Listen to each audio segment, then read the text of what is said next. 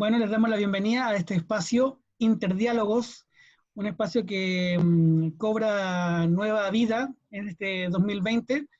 y en nuevos formatos, productos de el confinamiento, el teletrabajo, el contexto de pandemias. Señalar que Interdiálogo es un espacio que surgió en el contexto del doctorado en estudios interdisciplinarios sobre pensamiento, cultura y sociedad de la Universidad de Valparaíso, y que en 2015 tuvo una temporada en Radio Valentín Letelier. Y ahora lo estamos haciendo en un formato un poco más libre, aprovechando las plataformas, aprovechando el Zoom, aprovecho de dar las gracias al Centro de Estudios de Pensamiento Iberoamericano, que nos prestó su plataforma de Zoom para poder tener este primer episodio de este Interdiálogos, que va a contar con la participación de Diana Rodríguez, que ella es psicóloga y también estudiante y tesista del doctorado, y Jorge Valdebenito, sociólogo y también tesista del mismo doctorado en estudios interdisciplinarios sobre pensamiento, cultura y sociedad. Así que, bueno, les damos la bienvenida y agradecemos su atención. Y el primer tema que vamos a abordar precisamente tiene que ver con estos contextos, estos modos y estos formatos de comunicación, que hoy están bastante en boga, bastante recurrentes y de alguna manera se empiezan a normalizar y a naturalizar, lo cual en sí mismo no es ni bueno ni malo, pero sí lo que nosotros invitamos constantemente y en estos objetivos a desarrollar es precisamente una reflexión en torno a aquello. Y bueno, Jorge,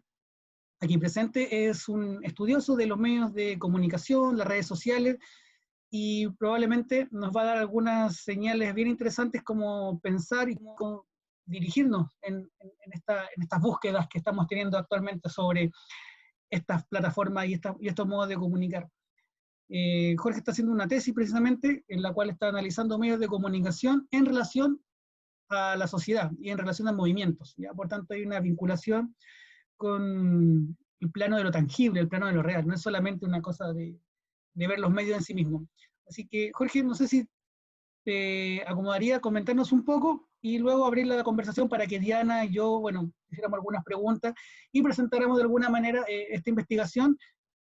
y con ello la reflexión sobre estos temas. Bueno, muchas gracias Jaime, un saludo Diana, agradecer este espacio también, un saludo a toda la gente del doctorado y de la Universidad de Valparaíso. Es muy importante, digamos, la generación de este tipo de espacios de encuentro y diálogo y reflexión sobre no solo la coyuntura, sino también sobre cuestiones trascendentales, como dice el título de nuestro doctorado, el pensamiento, la cultura y la sociedad. Como bien señalaba Jaime, mi proyecto de investigación consiste básicamente en un análisis del rol que asumen los medios de comunicación de masas durante el transcurso o procesos de convulsión o coyunturas críticas, también llamadas, en la sociedad contemporánea. Específicamente analizo coyunturas que han ocurrido en Chile y desde ¿qué rol ha asumido durante ellas el principal medio de comunicación de masa en el país, que es la televisión? Y esto se ejecuta en un formato de tesis por compendio de artículos, donde en cada uno analizo situaciones concretas diferentes, que son, en primer lugar, el Mayo Chilote del año 2016, el llamado estallido social del año 2019 y la propagación del COVID en el país en este año 2020. El método de investigación es el del análisis comparativo entre las coberturas de, por ejemplo, los medios televisivos, en contraste con otro tipo de plataformas, y me estoy fijando específicamente en periódicos digitales. De acuerdo a los antecedentes, por ejemplo, el Instituto Reuters, sostienen que los periódicos en Chile son la segunda fuente, la primera fuente con mayor confiabilidad ciudadana de parte de la población, y de ahí la relevancia de analizar dichas plataformas en contraste, por ejemplo, a las plataformas digitales como Facebook, Twitter, que tienen, digamos, un alto uso, pero muy bajo nivel de confianza, específicamente por el fenómeno de las fake news. Entonces, lo que he encontrado es que, por ejemplo, cuando uno selecciona ciertos periódicos digitales que tengan líneas políticas editoriales afines a determinados sectores políticos, como la derecha o la izquierda, por ejemplo, por derecha analizar medios como el Libero o el Mercurio, y por izquierda medios como Interferencia o la Izquierda Diario, etcétera, uno entiende entiende que esas aproximaciones allí realizadas sobre las coyunturas y sus hechos que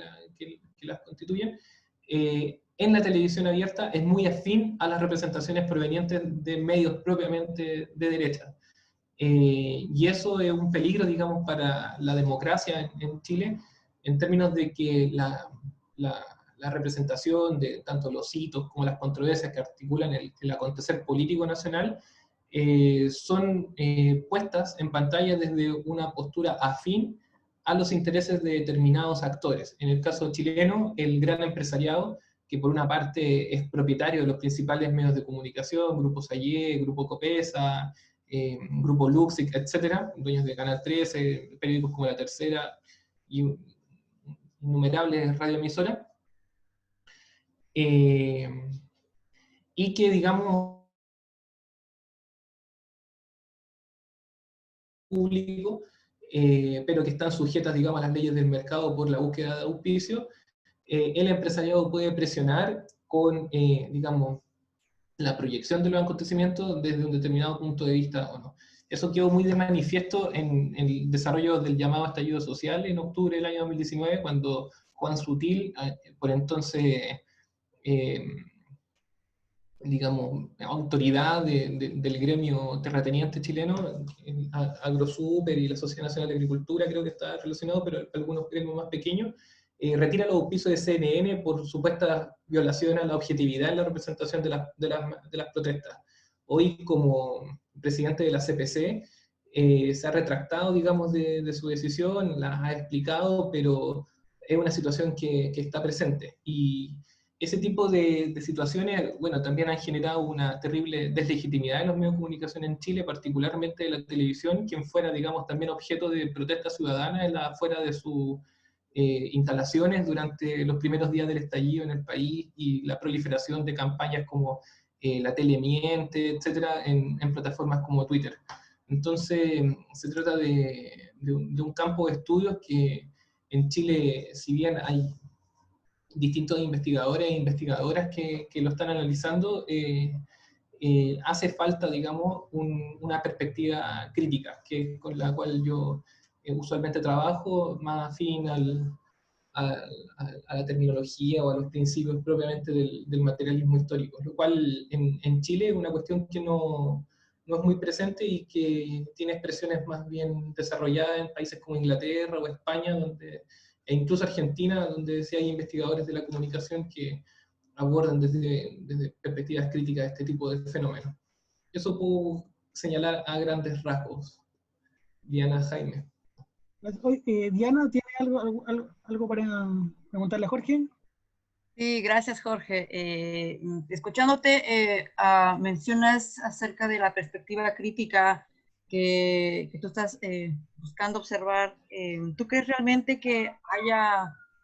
cierto pluralismo dentro de los medios de comunicación chilenos que nos permitan vislumbrar una narrativa que también, que a su vez dé paso a empezar a generar alguna perspectiva crítica? Sí, bueno, ese punto es particularmente relevante en los estudios sobre la comunicación de masa en las sociedades contemporáneas, donde supuestamente los medios de comunicación tienen un rol, una misión pública con respecto a la representación de la diversidad de miradas que constituyen, o sea, que son parte, digamos, que operan al interior de nuestros países, y que eso se debe realizar desde una postura inequívoca y pluralista, como señala, por ejemplo, TVN en su misión. Sin embargo, en el caso particularmente chileno, la desregulación en estas materias genera, digamos, una serie de violaciones o dificultades al desarrollo de esa misión pública, donde el pluralismo es constantemente, digamos, vulnerado lo cual provoca, digamos, durante ciertas coyunturas, como la propagación del COVID o el mismo estallido social, un incremento en las denuncias en el Consejo Nacional de Televisión en Chile, el cual en la administración actual de Sebastián Piñera está controlado, digamos, por los propios operadores políticos de la coalición de gobierno. Entonces,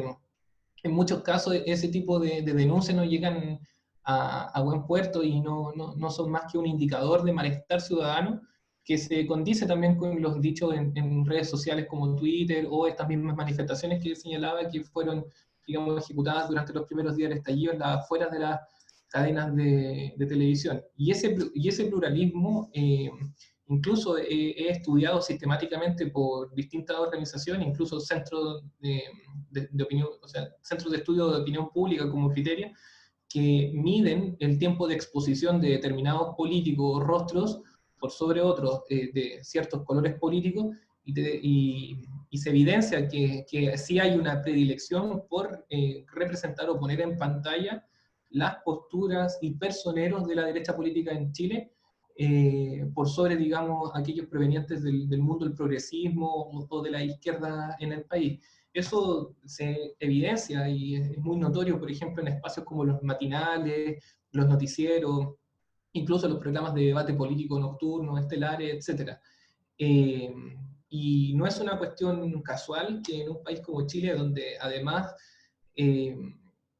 durante dictadura proliferaron una serie de centros de investigación, los llamados think tank, asociados, digamos, también a la derecha chilena en buena parte, o bien a la vieja concertación, este duopolio que gobernó el país durante buena parte de la transición. Y los expertos que en dichos centros trabajan, que además son financiados por los miembros del gran empresariado nacional, son quienes figuran en dichos medios como figuras de autoridad para hablar, digamos, sobre los distintos procesos de convulsión que operan en Chile. Por ejemplo, con respecto a cuál es el diagnóstico de las fuentes del estallido, cuáles serían, digamos, sus principales formas de propagación, y cuáles serían, digamos, las alternativas idóneas para reestructurar o restabilizar el orden y el equilibrio de las relaciones sociales en Chile. Un ejemplo clásico es la figura de Carlos Peña, columnista del Mercurio, rector de la Universidad Diego Portales, y que en su diagnóstico y en sus recomendaciones evidentemente tiene, digamos, postura afín a lo que es el neoliberalismo chileno, una postura, digamos, que si bien se enuncia desde el centro político, su diagnóstico es totalmente criminalizador de la protesta social,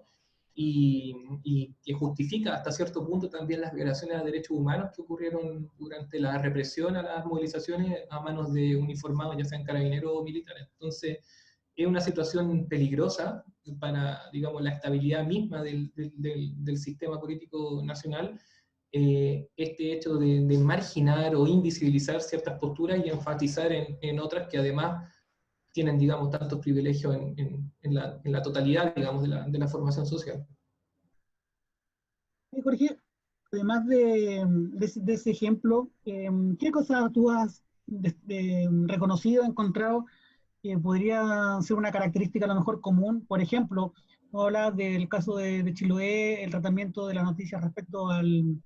COVID y su propagación, que genera hartas tensiones, además, ni hablar el octubre chileno, pero tal vez puntualizando con lo del COVID, porque ahí hay una situación que es bastante transversal, ¿ya? Porque en lo de Chiloé y en lo de el estallido social, hay opiniones, posiciones que más o menos tienden a ser claras, ¿no? A favor, en contra, y con cierta, incluso muchas veces rigidez de posiciones. Pero con lo del COVID es distinto, porque hay elementos que tienen que ver con el desconocimiento, con el descubrimiento, la investigación científica, el método científico. Hay una serie de otros elementos, epistemológicamente hablando, que nos mueven, ¿ya? ¿Qué has encontrado tú en eso, en términos comunicacionales? ¿Cómo se ha dado ese trabajo que ya no es tan político, en el sentido clásico, porque claramente se puede politizar, y etcétera? Eso hay investigaciones, ¿no? De mucho tiempo de la filosofía de la ciencia, por ejemplo, ¿no? De cómo también la posición política puede establecer algunos parámetros, pero ¿qué has encontrado tú en términos comunicacionales, en el amplio sentido, tanto los medios tradicionales como las nuevas tecnologías, nuevas plataformas, nuevos medios, que han hecho que este tema tenga o cómo han trabajado este tema particularmente y cómo lo han ido difundiendo? Si han instalado algún tipo de idea, aparecen conceptos que en un medio aparecen y en otro no, no sé, eso es una especulación mía, pero lo planteo en esos términos como para la pregunta. Muchas gracias, Jaime. Sí, eso que tú planteas es sin duda un hecho muy interesante. En el caso puntual de lo que fue llamado como una marea roja en Chiloé el año 2016, que ocasionó, digamos, un enorme varazón de fauna en las costas de Cucao al sureste de la isla de Chiloé a fines de abril del año 2016, la controversia giró o se desarrolló en torno a los orígenes del fenómeno.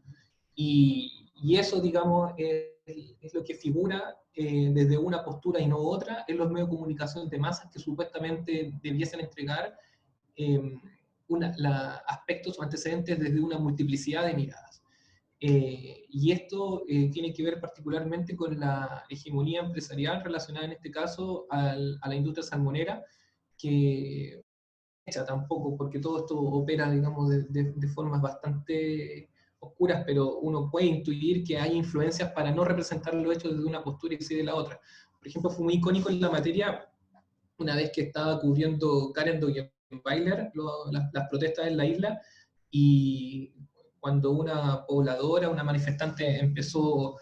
a manifestar su descontento con la entonces presidenta Michelle Bachelet, la animadora va y le tapa la boca. Entonces, lo que allí se pone de manifiesto es precisamente la invisibilización o cegueras con respecto a ciertas posturas y énfasis en otras. En el caso de Chiloé, como en el caso de la propagación del COVID, lo que se pone de manifiesto en el debate científico y su presencia en los medios de comunicación es que precisamente, de acuerdo a mi análisis y también con el marco teórico con el que trabajo,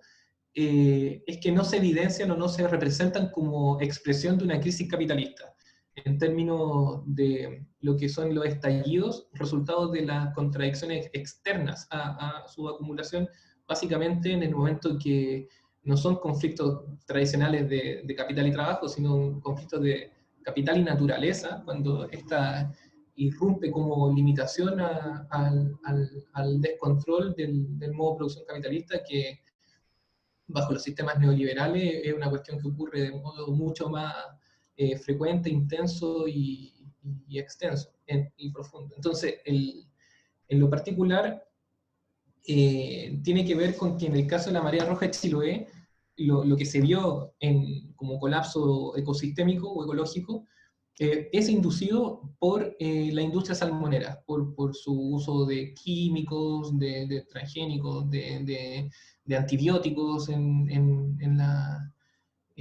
las celdas donde se cultivan salmones, lo cual es totalmente negativo para el resto de la cadena ecológica en aquel lugar, etc.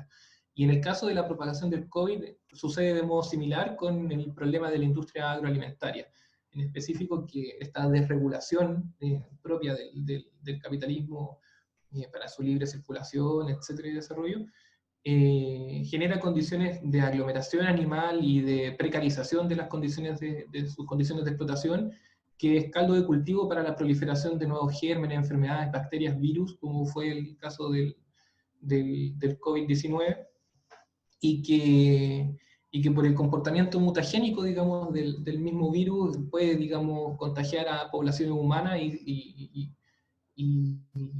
articular situaciones como las que actualmente vivimos. Ese tipo de hipótesis científicas que están trabajadas por distintos biólogos, infectólogos, epidemiólogos, etc., tienden a ser marginadas de los espacios televisivos y se representan específicamente como fenómenos imprevisibles, fenómenos que son propios de la complejidad, del incremento de la complejidad de los sistemas humanos y sociales y de su relación con los ecosistemas, y que por ende no son anticipables y no queda más que, digamos, aprender a coexistir con ellos, a convivir con dicho tipo de situaciones, tratar de alguna manera u otra gestionar del mejor modo posible las catástrofes que son originadas una vez que estos estallidos ocurren, y desconocer que es digamos, en este caso, el modo de producción capitalista el que nos está, digamos, empujando una y otra vez, de modo más frecuente, intenso, extenso y profundo, a este tipo de episodios que ponen en riesgo la propia reproducción de la vida humana y ecosistémica en su totalidad. Entonces, eso es más o menos, digamos, el problema de los medios de comunicación, que por sobre alertar a la población sobre los peligros que estamos hoy en día exponiéndonos por la desregulación neoliberal, principalmente, de este tipo de situaciones, lo que hacen es, hasta cierto punto, consciente o no, ocultar e invisibilizar dichas posturas y no hacerlas parte, digamos, del debate público. Una cosa que puede ser, que también parte de la misma proliferación de los medios de comunicación, esta realidad en torno a lo individual y lo colectivo, en varios sentidos. Hay uno que es súper abierto, es decir, bueno, la responsabilidad de las personas que se cuidan o que no se cuiden, si son irresponsables en salir, si son irresponsables en usar mascarilla, pero me hace sentido lo que tú planteas de que, por ejemplo, hay mucha información científica que, si bien no es definitiva ni concluyente porque están en proceso, pero es lo suficientemente contundente como para tomar decisiones públicas, políticas, como para que los gobiernos tomen decisiones bien informadas, que sabemos no son absolutamente certeras porque no podrían serlo, pero de alguna manera le dan un marco científico a decisiones políticas. Entonces, si entiendo bien, de alguna manera, esto ha servido para que, tanto en este caso lo que tú has analizado, que es la situación chilena, pero podría perfectamente ser a nivel internacional, los gobiernos digan, como no se sabe, no nos pueden culpar de alguna especie de error político, y por tanto especular con la vida humana, especular mucho más en términos de esta falsa dicotomía de o salvar la vida o salvar la economía, y no buscar un camino que sea complementario entre economía y salud, por ejemplo, ¿no? Hay algo de eso también, ¿no? De alguna manera, es decir, instalar ideas comunicacionalmente, como por ejemplo estas responsabilidades individuales, que también es una forma ideológica de concebir la realidad, y no tanto así colectiva, o el Estado no tiene por qué proveer este tipo de garantías, porque además, por una cosa ideológica, ¿no? El individuo tiene cierto peso, y por otro lado, esto es desconocido, no sabemos, ¿no? Es un espíritu de la época al cual no podemos cabalgar de alguna manera, ¿o no? ¿Cómo lo ves tú eso? Y le doy el paso a Diana, que también quería hacer una pregunta. Jorge. Sí, ya pensé que iba a intervenir la compañera Diana también. Que no le... Ya, no, bueno, igual si quieres, siguiendo un poquito con la línea que comentaba Jaime, es que me da mucho sentido el pensar que hay un discurso que evidentemente se está ajustando, obviamente hay una mirada política de turno, y también en ese sentido hay un discurso que va como encaminado a una dirección, a un comportamiento, a medir un comportamiento, a construir una imagen también, ¿no? Incluso utilizando los mismos argumentos contrarios, como que hay cierto juego por ahí que manipula bastante, de manera bastante interesante, ¿no? Ciertas opiniones para llevarlas por una misma vía que tiene que ver, a mi gusto, con esta mirada política de turno que espera que se lleve a cierto camino. En ese sentido, yo no sé si sea parte de esta hiperdigitalización que permite tener tanto acceso, democratiza en el sentido del alcance, ¿no? de información, pero al mismo tiempo desinforma, o también confunde, confronta, o como decía Jaime, de alguna manera maneja cierta información que es distinta o es específica para ciertos intereses, ¿no? Entonces, no sé si por ahí podrías también comentarnos un poco. Sí, muchas gracias por las preguntas, y muy complejas además. Espero dar el ancho a sus expectativas, porque honestamente me ponen contra las cuerdas con ese tipo de intervenciones. Miren, precisamente con lo que señalas tú, Jaime, uno de los grandes problemas que tiene, digamos, el desarrollo de lo que algunos marxistas llaman como la lucha de clase en el plano ideológico, y de los medios de comunicación, batallas ideológicas también a veces le señalan, tiene que ver con la gestión de la crisis, con cómo nosotros gestionamos aquellos momentos, ya sea por las contradicciones externas o internas a la acumulación capitalista. Es roto el equilibrio de las relaciones sociales que caracteriza los momentos de bonanza económica, de crecimiento, y donde, digamos, esas contradicciones tienden a ser negadas por el pensamiento burgués. Los medios de comunicación durante esos episodios tienden a enfatizar en la bonanza, digamos, en lo positivo que es el capitalismo para la superación de la pobreza, para el desarrollo tecnológico, para la creación de nueva infraestructura, para la mejora del nivel de vida de las masas o de la mayoría de las capas de la fuerza de trabajo, etc. Pero cuando estos equilibrios macrosistémicos son rotos, proliferan, digamos, los cuestionamientos de, por ejemplo, ¿qué se pudo hacer para evitar esto? ¿De qué modo salimos de esta crisis? ¿De qué modo devolvemos, digamos, la seguridad y la confianza a las personas en los sistemas institucionales, etcétera? Y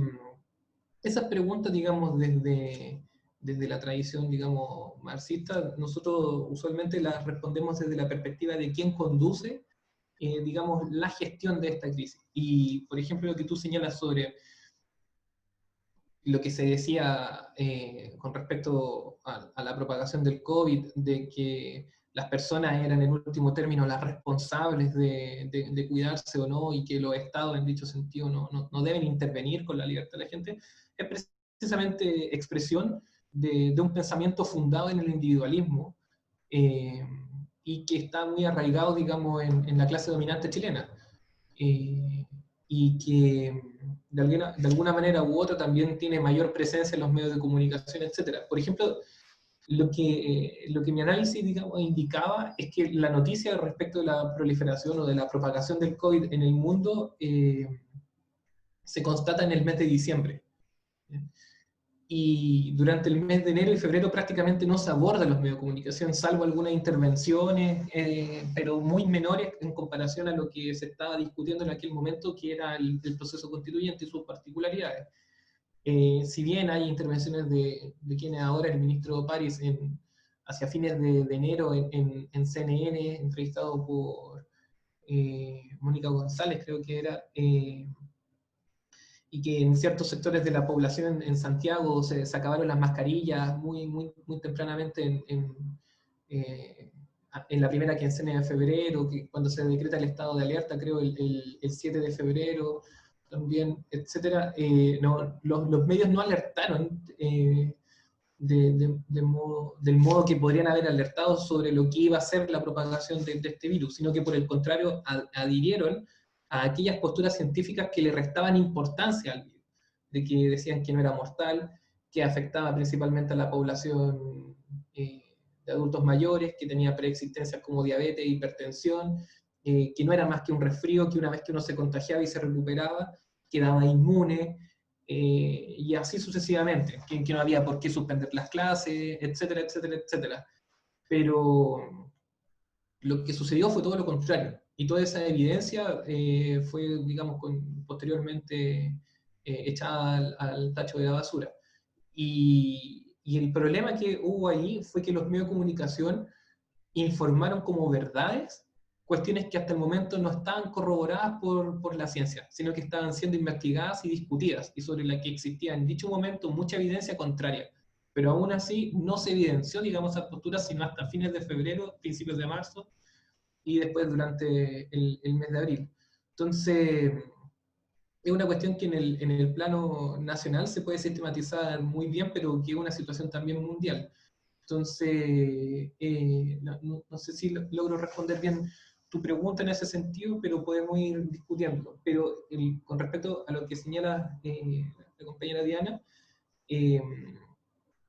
claro, la situación es muy compleja, porque si es que entendí bien la pregunta, finalmente lo que queda, digamos, para la población es informarse por ella misma, pero básicamente la situación que se genera es que los mismos medios de comunicación no estarían cumpliendo con su misión, sino sirviendo, digamos, para los intereses de determinados actores. No sé si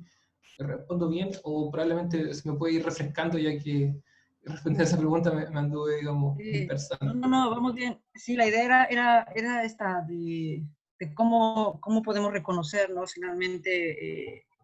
nosotros que hay discursos, ¿no? Que se están fraguando, que podemos notar que llevan que tienen el peso y la mirada política de turno y que van enfocados evidentemente en ese sentido a llevar una ruta, una guía, ¿no? de acción, digamos, específica, ¿no? Y que de alguna manera tiene un respaldo bastante fuerte con esta digitalización de la información, sobre todo porque en hechos, y pensando en la cuestión del COVID, en el que las personas estamos en cuarentena, ¿no? La información y el enfoque y la explosión de la información tiene que ver con los medios que tenemos aquí. Y la búsqueda es básicamente también un bombardeo al alcance, digamos, ¿no? de la gente. Entonces, no sé, a mí me preocupan mucho los tipos de discursos, ¿no? que podemos encontrar porque pluralizan también y dividen entre pares, y precisamente porque hay mucha confusión también, mucha incertidumbre, pero, pero tiene que ver, bueno, no sé, me hace pensar con lo que vas señalando, ¿no? Con esta, no sé, ambigüedad o esta explosividad también de ideas que confrontan y que son bastante bélicas incluso, ¿no? En torno a nuestras relaciones sociales e interpersonales incluso, ¿no? Yo encuentro también en ese sentido un belicismo implícito en mucho de lo que se puede leer, ¿no? Y de lo que se tiene al alcance ahorita, insisto, como con esta facilidad con lo que uno llega a enterarse de datos, de cosas, ¿no? Sí, bueno, según algunos especialistas, los momentos de crisis se caracterizan por generar hipertrofias de la comunicación. Según algunos, ellos han señalado como expresión también de la atomización de los medios de comunicación, la masiva irrupción de estas llamadas fake news que ponen en tela de juicio, digamos, las verdades científicas que se manejan en un momento determinado y que terminan generando comportamientos o promoviendo la puesta en práctica de comportamientos autoinmunes para la misma población. Pero ello también ocurre a nivel de Estado, por ejemplo, donde, digamos, el sistema político, para preservar, digamos, la propia reproducción de la vida de las masas, vulnera, digamos, sus propios principios, digamos, de lo que es un Estado democrático liberal, como libertades tan básicas como la de circulación o la de reunión, que son entendidas hoy en día como amenaza a la propia supervivencia humana, ya que, digamos, de circular libremente, de ir a lugares con mucha congregación de personas, como un teatro, un cine, un recital de música, es riesgoso, digamos, que te puedes contagiar del virus, enfermar, morir, etc. Entonces, claro, a nivel de medios de comunicación, hay lo que yo trataba de examinar, o lo que me ha entregado, digamos, los datos principalmente, es que la prensa de masa, la prensa convencional, en periódicos, radioemisoras y cadenas de televisión, existe, digamos, afinidad por ciertas posturas respecto de otras, invisibilizando, digamos, las otras. Es decir, los medios tienen, digamos, la función de verificar la información, etcétera. Entonces, con ellos se cubren, digamos, de propagar noticias falsas, ¿no es cierto? Pero hay muchas informaciones que ellos mismos publican y que no están, digamos, validadas por el debate científico, como fue que si uno se contagiaba, quedaba inmune, y todo ese tipo de sucesos que la evidencia más tarde se encargaría de refutar. Entonces, ahí lo que falla es que precisamente no se entregan, digamos, todas las perspectivas, por ejemplo, científicas, en el desarrollo de una controversia respecto de la discusión sobre un determinado hito, que en este caso son las condiciones que facilitan o no el contagio y propagación del virus. Pero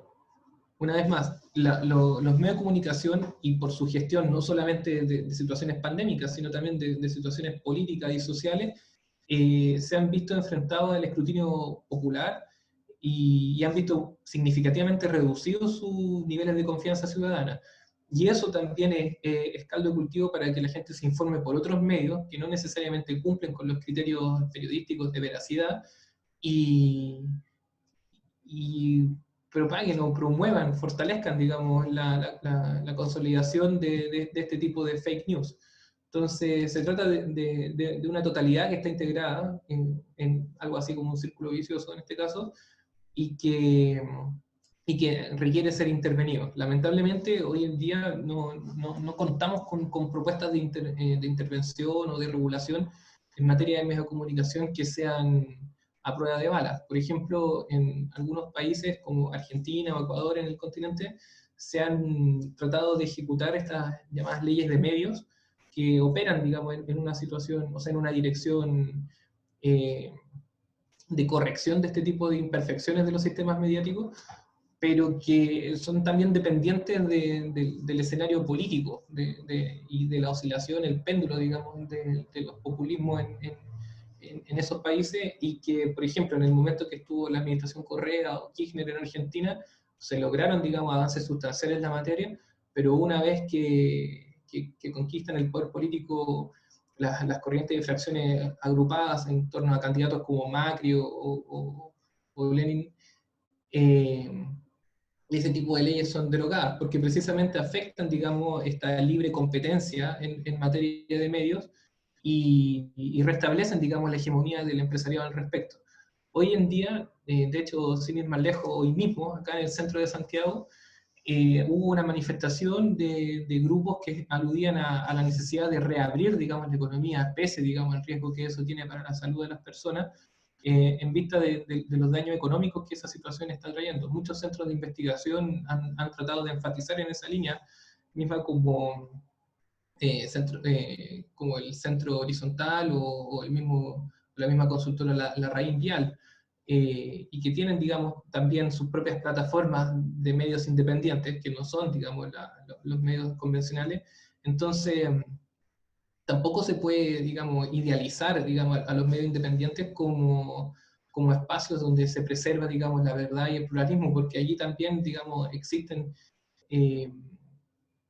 una serie de prácticas que vulneran o ponen en riesgo, digamos, la estabilidad o los intereses de la propia preservación de la vida de las masas. Entonces, hay que tener una mirada escéptica al respecto y bastante prudente en la materia. A propósito de la pluralidad, ¿no? De las múltiples opciones, las descripciones que tú y las profundizaciones y los análisis que tú vas mostrando tienen que ver en gran parte lo que has conversado, lo que has comentado, ¿no? Con los medios que podríamos considerar tradicionales o hegemónicos o de influencia masiva, pero también están los medios más pequeños, ¿no? Los medios que de alguna manera emergen como con posibilidades, algunos nombraste al comienzo probablemente, y solo, bueno, también nos va pillando un poco el tiempo hoy día, pero solo a lo mejor algo general un poco, ¿cuál es la perspectiva que tú le ves a esos medios que a lo mejor tienen esta característica que son emergentes, son dinámicos, son rápidos, pero contradictoriamente no son masivos, o como tú has señalado en algún escrito por ahí, están atomizados? No sé,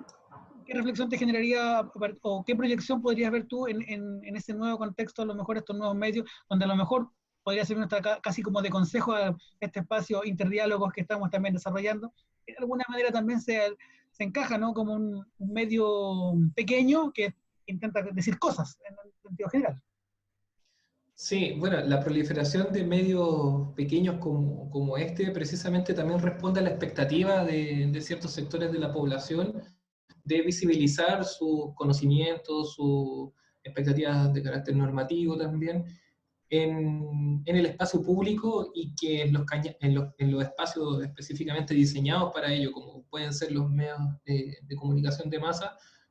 no han visto, digamos, cabida por alguna u otra razón.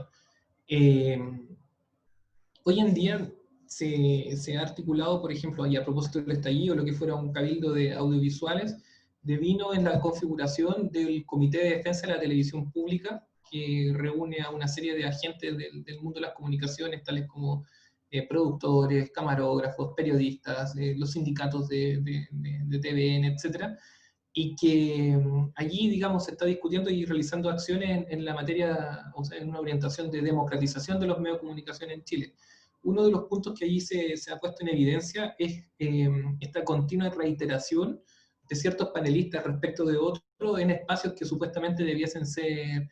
pluralistas, democráticos y diversos del debate público, como es, por ejemplo, Estado Nacional, de TVN. Pero lo que allí uno observa son panelistas permanentes de la izquierda y la derecha, cuando en realidad son miembros del duopolio político de la transición, de la concertación básicamente, y lo que hoy en día Chile Vamos, y marginando, digamos, actores que vienen, digamos, por sectores emergentes. Entonces, hoy en día, ese tipo de situaciones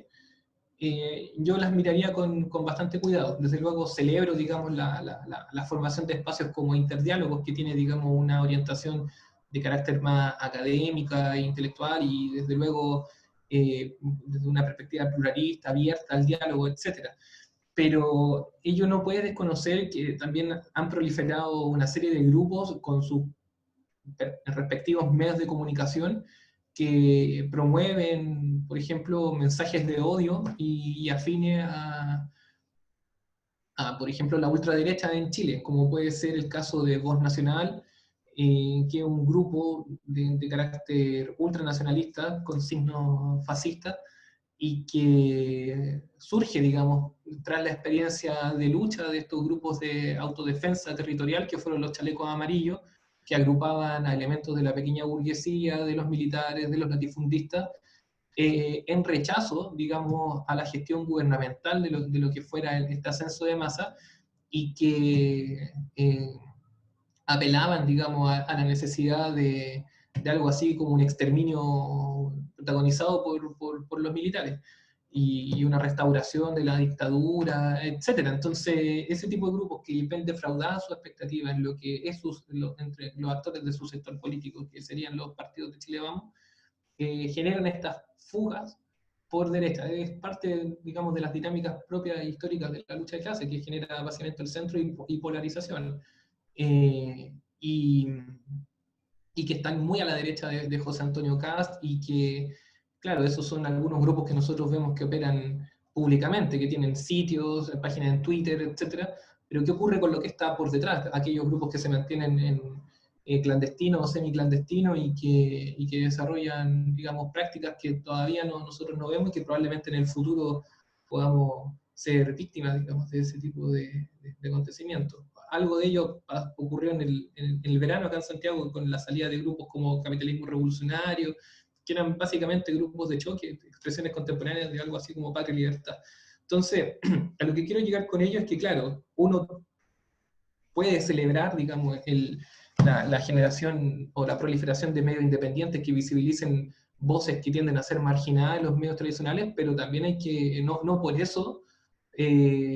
vamos a mirarlos de manera crítica. Hay que examinar también sus contenidos y mientras se desarrollen con una altura de diálogo democrático, eso habría que valorarlo positivamente. En la medida que no, desde luego, condenarlo y rechazarlo. Yo creo que en ese sentido es particularmente importante el respeto y promoción de los derechos humanos en el plano de las comunicaciones. Eso yo creo que puede servir como un buen parámetro para balancear si es que un medio o no cumple con ciertos criterios, digamos, de defensa, en último término, de lo que es la humanidad, ¿o no? Un buen punto, porque la pluralidad a veces puede admitir negacionismo de los derechos humanos, por ejemplo, en función de la pluralidad, ¿no? Esta cosa de que yo digo lo que quiero porque tengo derecho. Entonces, y claro, esa es una reflexión interesante que, bueno, da para largo. Diana, no sé, para ir cerrando lo que le planteas tú a Jorge. Sí, yo me quedo con esta idea de que ha mencionado Jorge, de apelar a los derechos humanos ahora mismo es imprescindible, y lo que mencionas, ¿no? De pronto esta idea de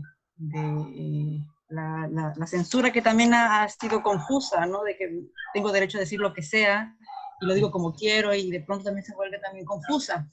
Yo creo que sin duda los liderazgos son importantes en los medios de comunicación, porque lo que estamos viendo son imágenes, nos venden rostros, imágenes y posturas. Entonces, no sé, desde los medios, digamos, menores, o los medios que no tienen tanto poder, también la imagen de algún personaje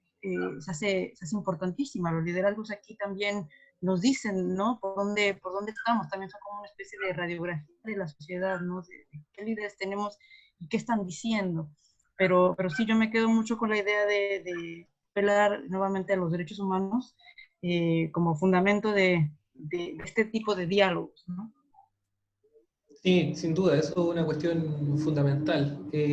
Precisamente es lo que señalaba como las discusiones de este grupo que les comenté, el Comité de Defensa de la Televisión Pública. La orientación es esa, y es también la orientación de muchos grupos que han surgido en la materia en otros países. Y esos derechos humanos son los que hasta cierto punto vulneran los medios de comunicación de masas, con la marginación de, por ejemplo, una multiplicidad de actores que están subrepresentados o de lleno marginados de los espacios de medios públicos, como por ejemplo pueblos originarios, minorías sexuales o disidencias sexuales, donde se invisibiliza también la situación de la población carcelaria, bastante crítica en el contexto actual de confinamiento y COVID. No sé, y una multiplicidad de luchas que sería innumerable, digamos, y mencionarla ahora, pero claro, los medios tienen, digamos, una función de preservar la estabilidad y el diálogo democrático en las formaciones sociales contemporáneas, y que en la medida que eso no es realizado, en la medida que no ajustan, digamos, sus prácticas de comunicación a los principios universales de derechos humanos en materia de libertad de expresión y acceso a la comunicación y a la información, sirve como caldo de cultivo, y está estudiado por distintos antecedentes, analistas que lo han investigado en distintos momentos y lugares, para la proliferación, digamos, de estas prácticas de atomización mediática, y también acompañados de noticias falsas, fake news, y mensajes de odio. Y Twitter es un claro ejemplo en esa línea, y eso desde luego debiera ser, digamos, intervenido y corregido en una orientación pluralista y democrática. Bueno, Jorge, muchas gracias por tu tiempo, por tu disposición, por tu exposición, tus ideas, tu investigación, tu trabajo. Y bueno, también agradecer a Diana por su intervención, su disposición también. Y bueno, esperar que este espacio, interdiálogos sobre pensamiento, cultura y sociedad, vaya también adquiriendo su propio camino, su propia trayectoria, y tengamos en otros momentos también invitados. La idea es que vamos a permanecer Jorge, Diana y yo sosteniendo el espacio, pero también vamos a ir invitando más gente para que no sea solo nuestras tres voces, ¿no? Sino que vamos a ir también teniendo invitadas, invitados, invitades, como sea. Así que, siendo ese el objetivo declarado, por hoy día vamos a dejar hasta acá este episodio 1, y nos vamos a ver pronto, y espero que con la mayor recurrencia posible. Estaremos informando. Muchas gracias, Jaime, muchas gracias, Diana, un saludo a ambos, y espero que este espacio crezca, ya que es necesario, digamos, en la Academia Chilena. Eso, muchas gracias y hasta pronto, que estemos bien. Chao. Chao.